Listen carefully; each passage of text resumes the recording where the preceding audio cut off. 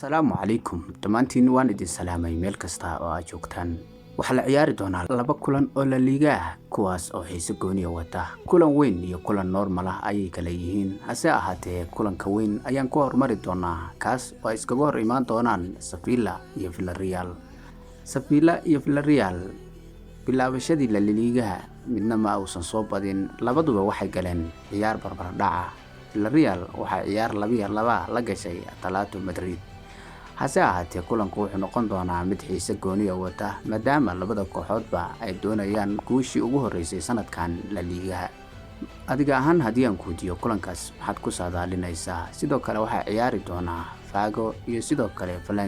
Valencia kulankii hore ciyaar barbar dhaca ayay gashay hase ahaatee Vigo ay soo badisay 3 bontina oo ay soo qaadatay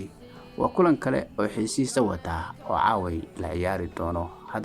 haddaba saadaalinta adiga ayaan ku daynayaa Vilareal iyo Sevilla ayaa badin kara dhammaantiin waa mahadsantihiin muuqaalkaygan hadduu ku soo gaaray like saar follow soo dheh subscribe na YouTube haddaa iga daawanayso ii saar dhammaantiin aad u mahadsantihiin halkani oo Bila Sports